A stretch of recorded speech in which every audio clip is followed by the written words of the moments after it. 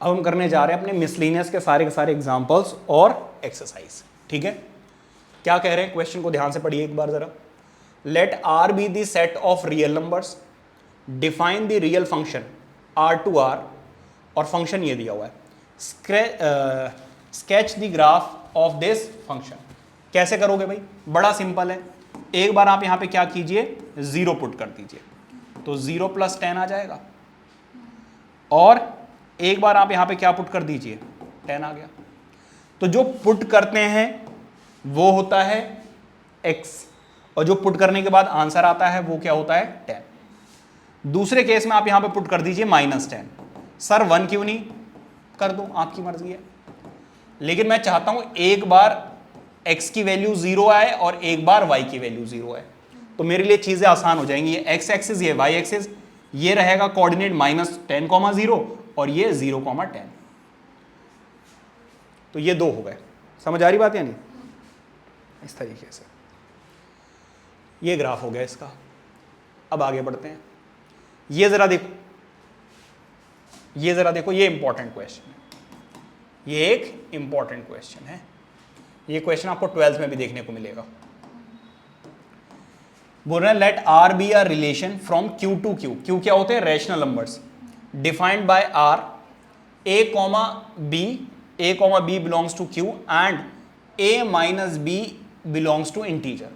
मतलब जब आप इन दोनों का डिफरेंस निकालेंगे तो वो क्या आएगा, इंटीजर आएगा।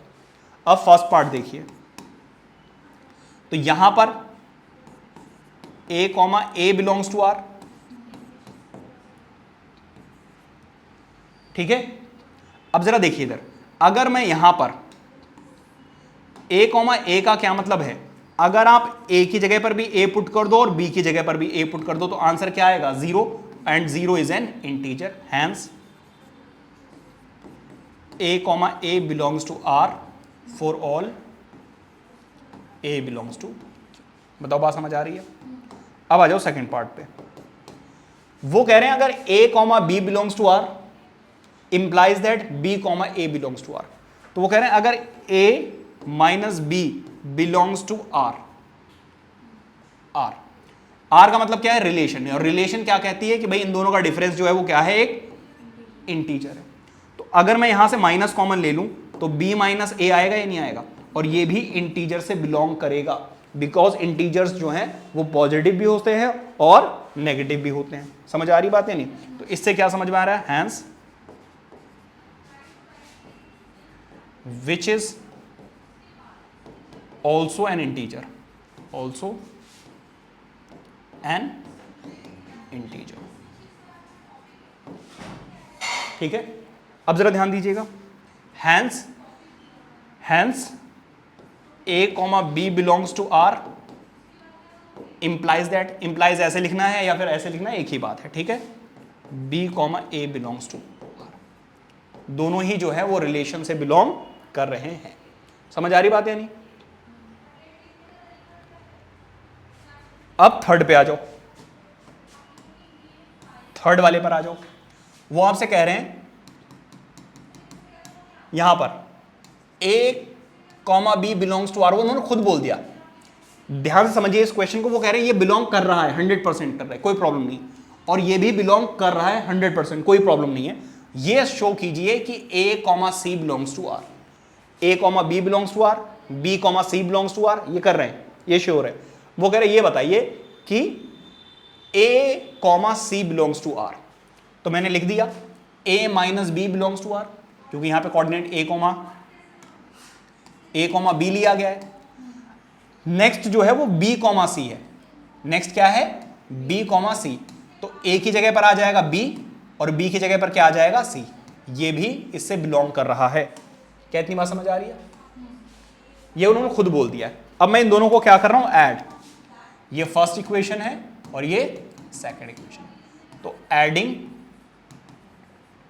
फर्स्ट एंड सेकंड इक्वेशन, क्योंकि addition of two integers is always an integer. तो क्या होगा जरा देखो, यहां पर आ जाएगा a minus B plus B minus C belongs to an integer. ये कट गया, a minus C belongs to, which shows that which implies that A comma C belongs to. समझ आ रही बात है? इस तरीके से करना है। तो ये क्वेश्चन इंपॉर्टेंट है क्योंकि कोई भी नंबर है नहीं और आपको सारी कैलकुलेशन करनी है। ठीक है, हाँ ऐसे क्वेश्चन में प्रूव करना पड़ेगा।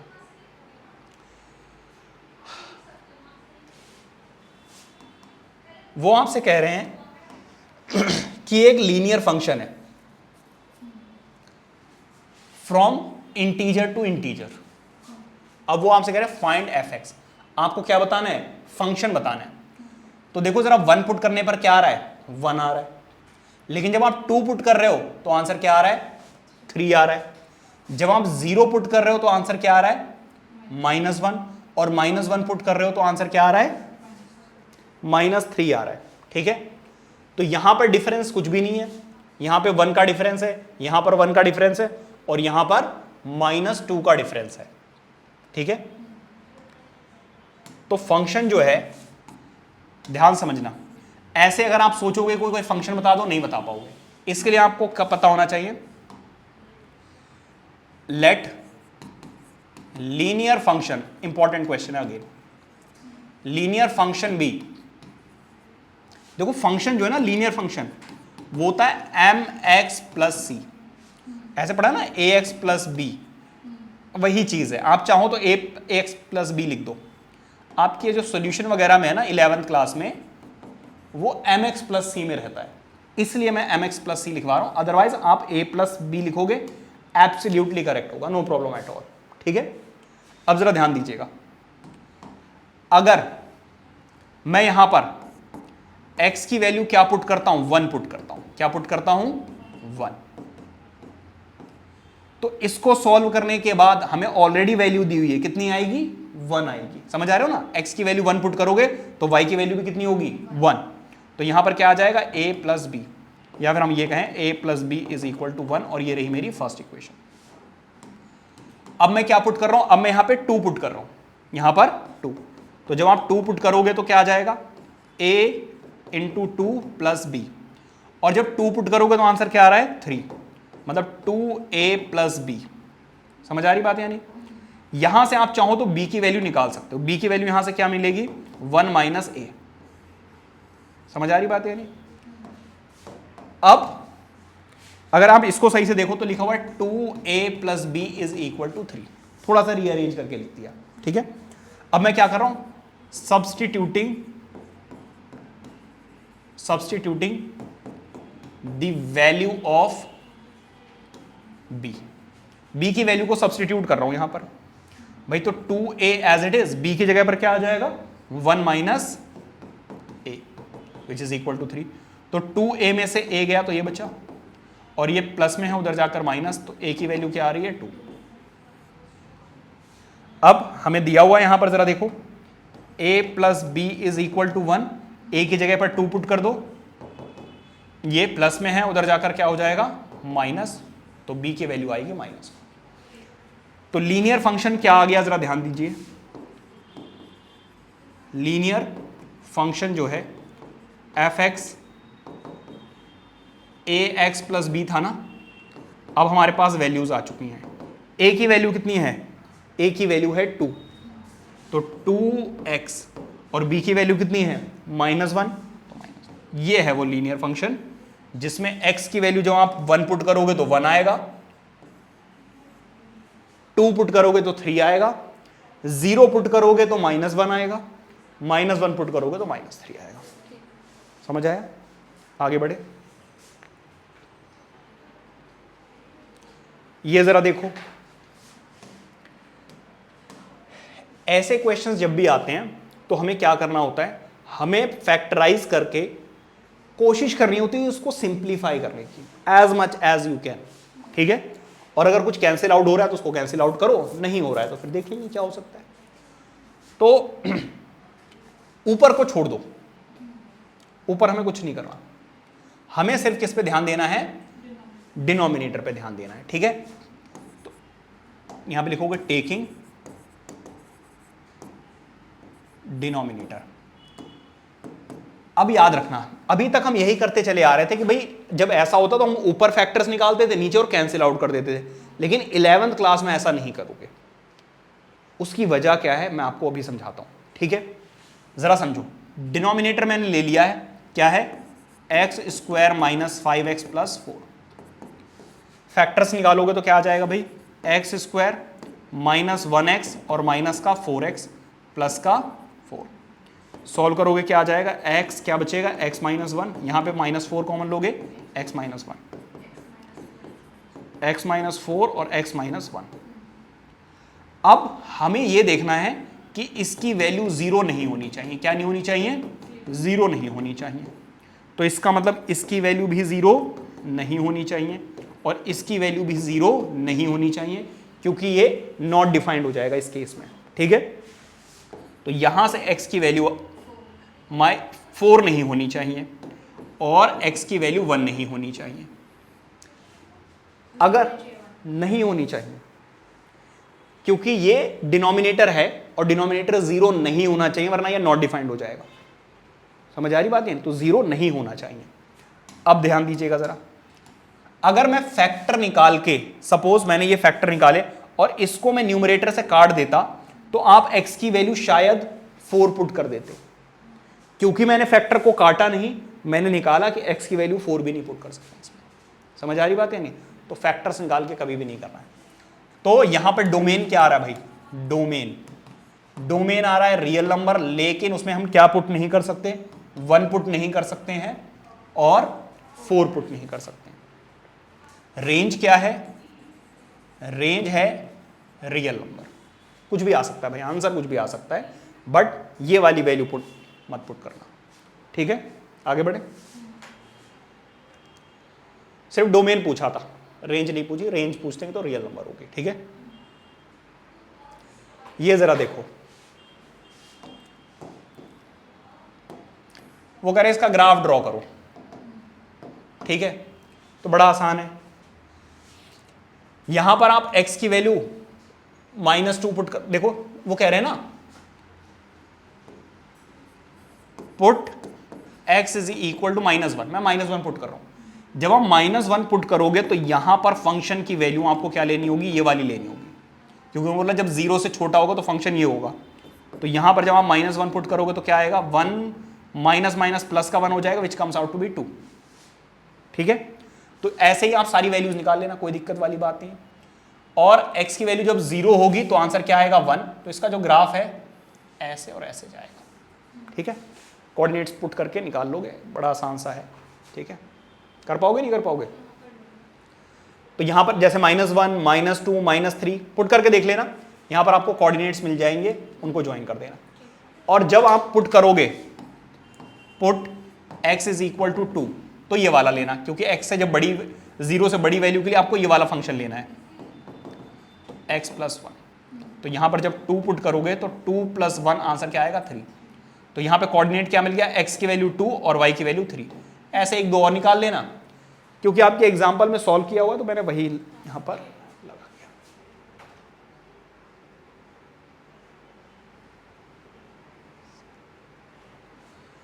अब आ जाइए, इस टाइप के क्वेश्चंस कई बार आपको देखने को मिलेंगे। अब वो आपसे कह रहे हैं कि ये एक फंक्शन दिया हुआ और एक ये फंक्शन, ये f(x) है और ये g(x) है। वो कह रहे ये शो कीजिए कि f जो है वो तो एक फंक्शन है and g is not a function. क्योंकि ये पॉलिनोमियल फंक्शन है तो ये फंक्शन तो होने चाहिए, लेकिन कुछ कंडीशंस दी हुई हैं, उसके अकॉर्डिंग हमें सॉल्व करना पड़ेगा। अब हमारी डेफिनेशन क्या थी? Every element of set A has one and only one image in set B। अगर मैं ये शो कर दूं कि इसमें ऐसा ही है, हर एक एलिमेंट के लिए एक ही इमेज है, तो हो जाएगा। यहां पर अगर मैं ये शो कर दूं कि एक ही एलिमेंट की एक से ज्यादा इमेज आ रही है, तो ये क्या हो जाएगा? फंक्शन नहीं होगा। तो जरा ध्यान दीजिएगा, आप लिखोगे f(x) is equal to x square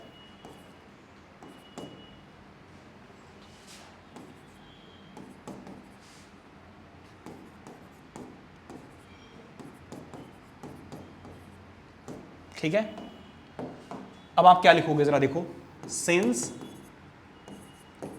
x square and 3x are polynomial functions, polynomial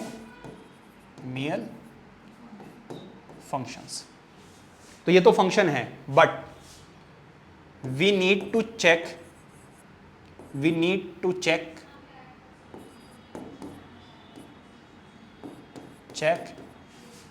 eight the breaking point.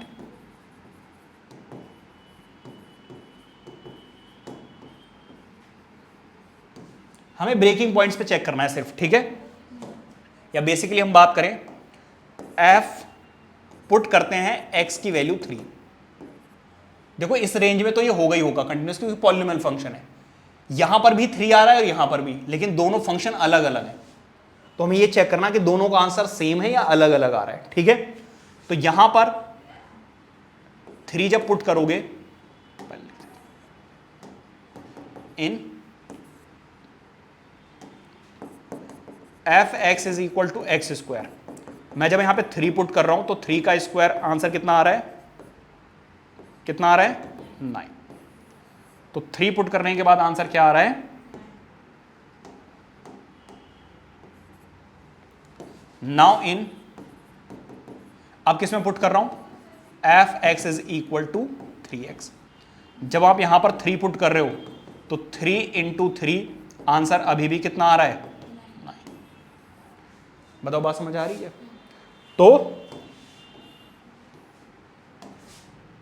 Since 3 has 1 image only,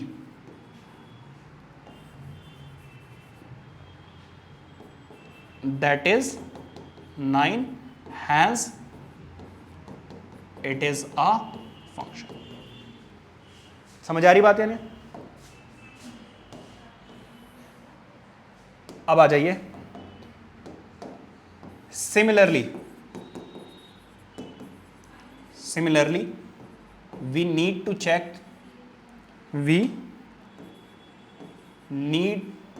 check at x is equals to 2 in gx।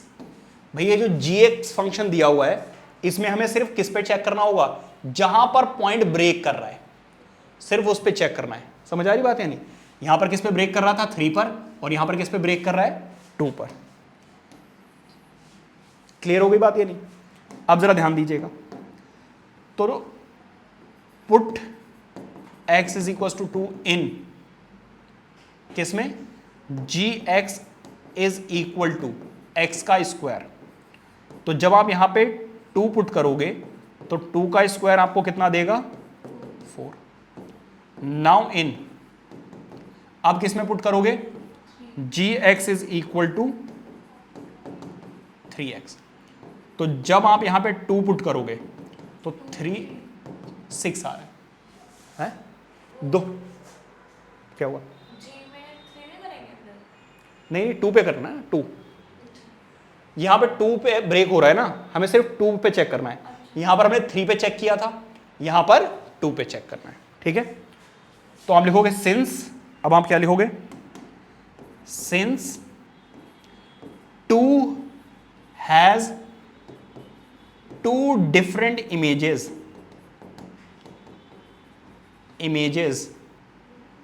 That are, कौन कौन सी images हैं, 4 and 6, hence it is not a function। समझ आ रही बात है नहीं, बस ऐसे प्रूफ करना है। आगे बढ़े, ये वाला जरा देखो, ये कई बार क्वेश्चन आता है। मतलब अब मैंने जितने क्वेश्चन पेपर्स देखे हैं 11th के, ज्यादातर क्वेश्चंस में आ जाता है, ठीक है। क्या करना है, बहुत सिंपल, बच्चे पता नहीं क्यों घबरा जाते हैं। भाई यहां पर fx दिया हुआ है, यहां पर fx नहीं दिया हुआ है, तो आपको क्या करना है, आपको कुछ नहीं करना, आपको f 1.1 निकालना है, जबकि fx की वैल्यू आपको x स्क्वायर गिवन है। तो 1.1 का अगर आप स्क्वायर निकालोगे तो 1.21 आएगा, निकाल के देख लेना। और जब आप यहां पर 1 पुट करोगे तो 1 का स्क्वायर क्या आएगा, 1 आएगा। आपको निकालना क्या है, आपको निकालना है 1.1 माइनस F1 अपॉन में 1.1 माइनस 1। कोई दिक्कत वाली बात नहीं।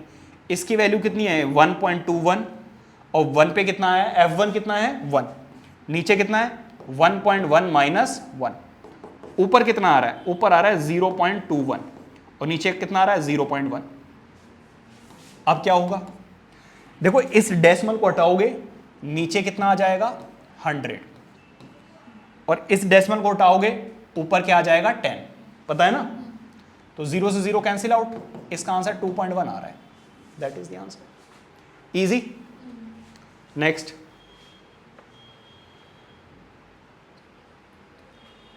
डोमेन। ऐसा क्वेश्चन अभी मैंने आपको कराया बिल्कुल, मिडिल टर्म स्प्लिटिंग करके इसके फैक्टर्स निकालो, नॉट इक्वल टू 0 पुट करके सॉल्व करोगे और रियल नंबर में से जो जो वैल्यूज आ रही है उनको सब्ट्रैक्ट कर दो। कर सकते हो नहीं कर सकते हो, ये आप खुद से करोगे।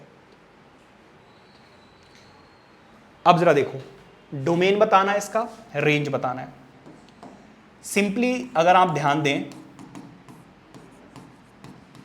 इसकी जो वैल्यू है, इसकी जो वैल्यू है वो 0 या 0 से बड़ी होनी चाहिए।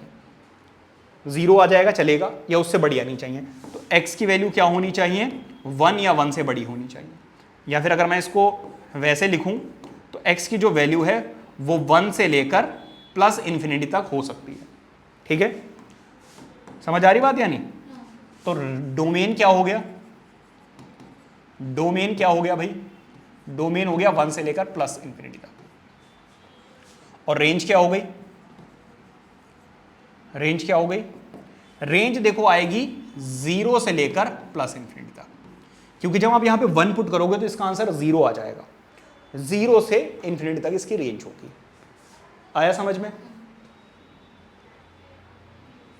अब देखो जरा, ये मॉड्यूलस फंक्शन है। कैसा फंक्शन है, मॉड्यूलस फंक्शन है। मॉड्यूलस फंक्शन की कुछ कैरेक्टरिस्टिक्स मैंने आपको बताई थी। इसकी वैल्यू हमेशा क्या रहेगी, पॉजिटिव ही रहेगी। ठीक है, तो डोमेन क्या है, अरे भाई जो मन करे वो पुट कर दो, कोई दिक्कत वाली बात है ही नहीं। डोमेन हमेशा क्या रहेगा, ठीक है, रियल नंबर, जो आपका मन करे वो पुट करो। लेकिन रेंज क्या होगी, देखो कुछ भी यहां पे पुट करोगे 0 आ सकता है, और फिर जो भी सॉल्व करके आएगा वो हमेशा पॉजिटिव रहेगा। तो रेंज जो है वो 0 से लेकर इंफिनिटी तक रहेगी। ठीक है, ये जरा देखिए, we are determine the range. भाई रेंज जो है, डोमेन हमसे पूछा नहीं है, सिर्फ क्या पूछी है, रेंज पूछी है। देखो यहां पे पुट तो आप कुछ भी कर दो, क्योंकि ये भी पॉजिटिव ये भी पॉजिटिव। तो x square clearly, x square is always positive, positive, और x plus 1 is always positive as well as will be equal to or greater than 1। इसको जब आप सॉल्व करोगे, या तो एक तो पॉजिटिव रहेगी हमेशा वैल्यू, और साथ के साथ 1 या 1 से बड़ी वैल्यू रहेगी। हमसे पूछिए उन्होंने रेंज, तो रेंज क्या रहेगी भाई, देखो अगर आप 0 पुट कर दोगे तो आंसर 0 आ जाएगा, और उसके बाद पॉजिटिव, कभी भी आंसर नेगेटिव नहीं आ सकता। तो ये रहेगा इसका रेंज। ठीक है,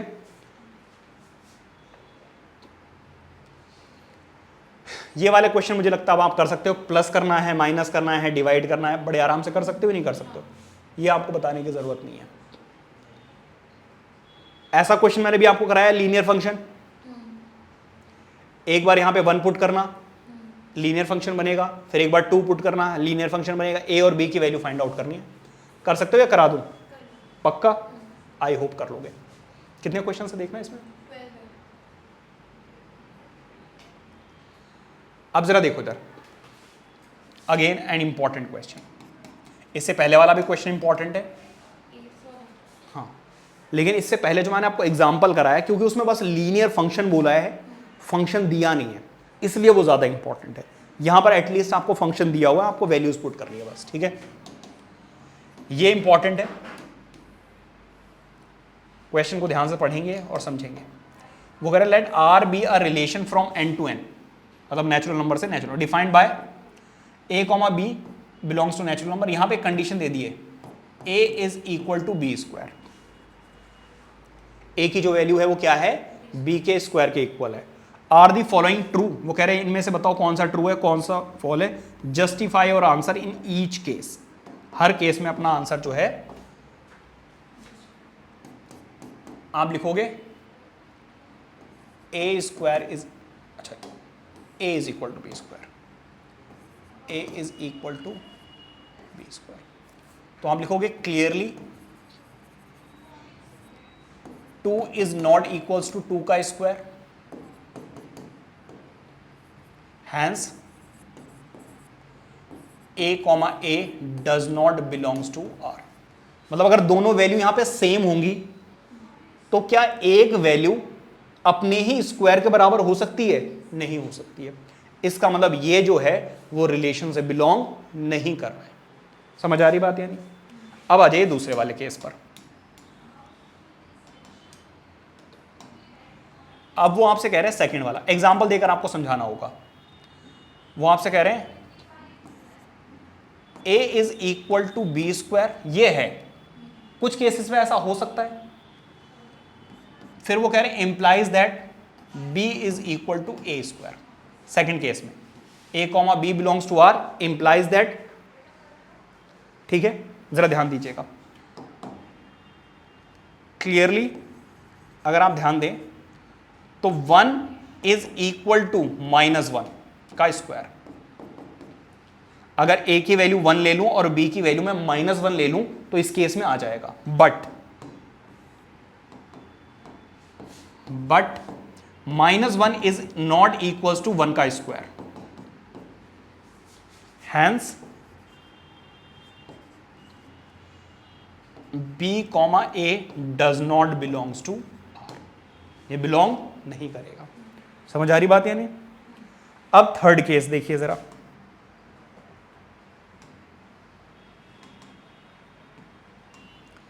थर्ड केस जरा देखिए, थर्ड केस जरा देखिए। वो आपसे कह रहे हैं भाई ऐसा कोई केस बताइए जहां पर a comma B belongs to R हो, comma b comma C belongs to R हो, और implies that a comma C belongs to R. और हमारी जो रिलेशन है वो क्या है, a is equal to B का स्क्वायर। समझ आ रही बात यानी। तो हम एक एग्जांपल लेकर समझने की कोशिश करेंगे, ठीक है। लेट करते हैं b की वैल्यू 4, ठीक है। 4 ही क्यों, कुछ और ले सकते हो जो आपको मन ठीक लगे वो ले लेना, कोई प्रॉब्लम वाली बात नहीं है। तो यहां पर जरा देखो a is equal to B का स्क्वायर, तो b की वैल्यू कितनी है 4, 4 का स्क्वायर कितना है 16। तो यहां से हमें किसकी वैल्यू मिल रही है 16 मिल रही है, ठीक है। इसके बाद दूसरा केस क्या है, b is equal to C square. जब ये वाला केस तो ले लिया, अब ये वाला देखो b is equal to C square.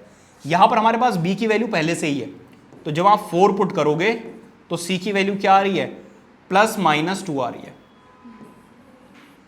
क्या आ रही है, तो यहां से हमने a और c की वैल्यू निकाल ली है। अब हम देखते हैं क्या ये वैल्यू a की वैल्यू, ये जो a की वैल्यू यहां से हमारे पास आई है और c की वैल्यू आई है, क्या ये हमारे, हाँ जी बस 1 मिनट में आया, शायद एक बार चेक कर लीजिए।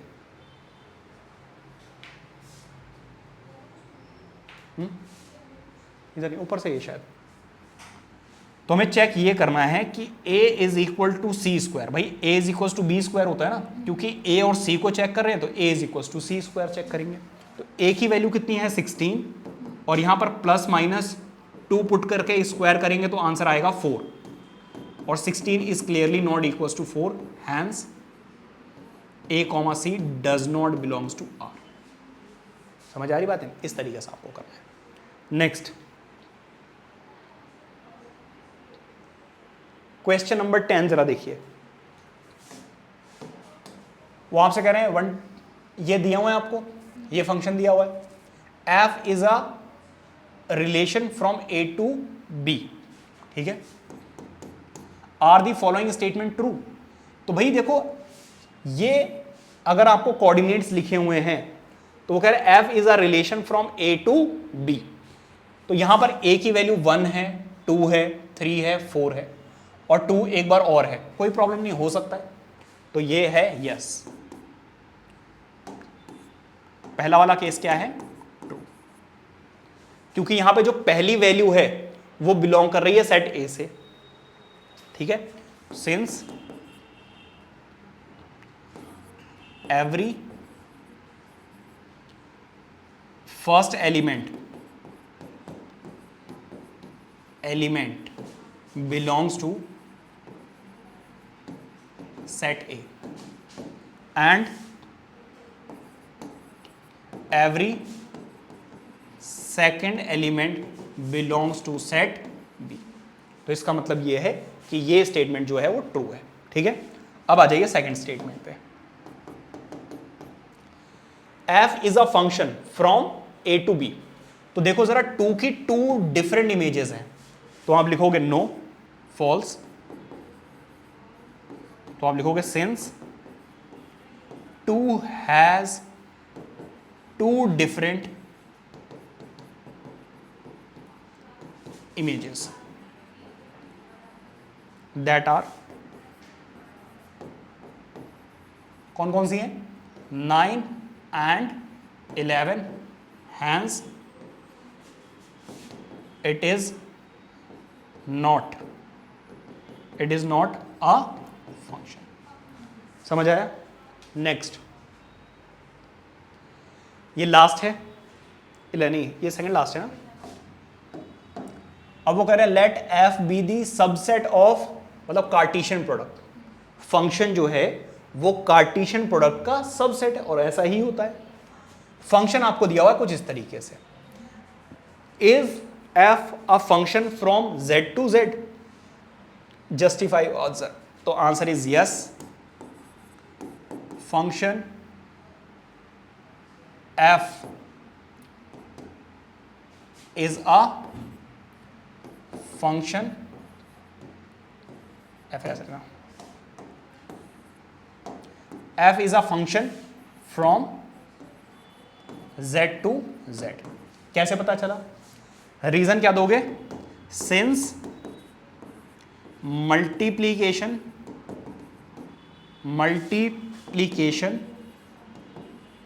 एंड, देखो a और b जो है वो इंटीजर से ही बिलोंग कर रहे हैं, multiplication and addition of 2 integers is always an integer। समझ आ रही बात है नहीं। तो जब आप इसको सॉल्व करोगे तो एक इंटीजर मिलेगा, और इसको भी सॉल्व करोगे तो आपको एक इंटीजर ही मिलेगा। इसका मतलब फंक्शन जो आएगा वो भी इंटीजर टू इंटीजर ही रहेगा। समझ आ रही बात है नहीं। Next, last question,